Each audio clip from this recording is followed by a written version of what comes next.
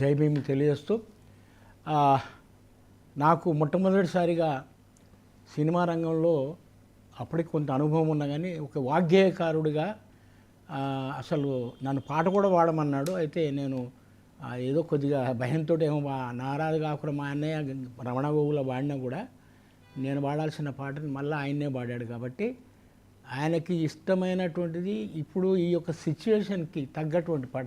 నారాజుగా కురమా అన్నయ్య, నజీరు అన్నయ్య, ముద్దుల కన్నయ్య, అరే మన రోజు మనకుంది మన్నయ్య.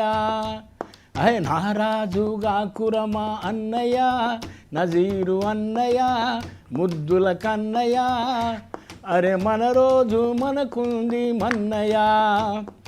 అనువుగాని చోట నువ్వు అధికుడన్న మాట అనవద్దునంట నన్న వేమన్నగారి మాట వినలేద నువ్వు బేట బంగారు పలుకు మాట.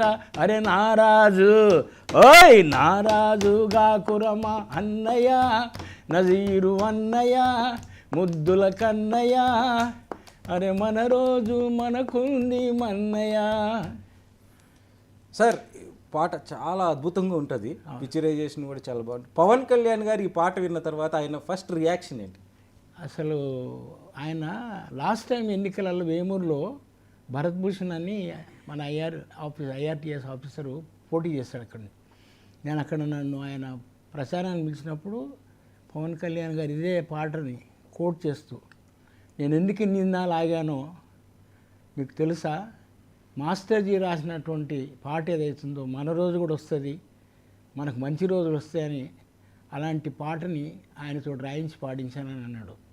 అట్లా ఆయనకు అత్యంత ఇష్టమైనటువంటి పాట ఈ పాట.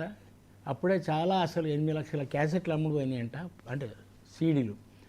ఇట్లా ఈ పాటని చాలా అతిగా ప్రేమిస్తాను ఆయన. నేను బహుశా ఇప్పుడు ఈ ఎన్నికలలో ఆయన విజయం సాధించిన తర్వాత మొట్టమొదటి ఆయనకి అభినందన మందారమాల ఆయన నాకు ఇక్కడి నుంచి ఆయనకి వేస్తూ ఉన్నా. ఎందుకంటే మా అయ్యగారు నాకు ఇష్టమైనటువంటి నటుడు, నాయకుడు.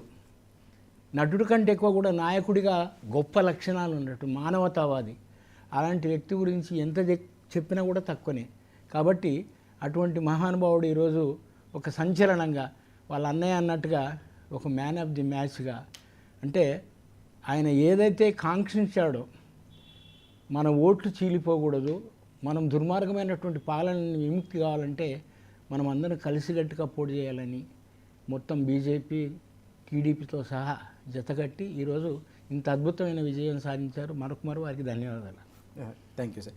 రవీంద్రనాథ్ ఠాగూర్ గారు, పవన్ కళ్యాణ్ జర్నీ చూసుకుంటే 2014లో ఆయన పార్టీ స్థాపించినప్పటికీ కూటమికి సపోర్ట్ చేశారు. 2019 నాటికి ఆయన సింగిల్గా వెళ్ళినప్పుడు మనం ఒకటే సీటు వచ్చింది, అది కూడా ఆ తర్వాత ఆ ఎమ్మెల్యే షిఫ్ట్ కావడం మనం చూసాం. ఇన్ని సంవత్సరాలు ఒక పవన్ కళ్యాణ్ లాంటి వ్యక్తి 10 సంవత్సరాలు రాజకీయాల్లో వెయిట్ చేసిన ఒక అద్భుతమైన విజయాన్ని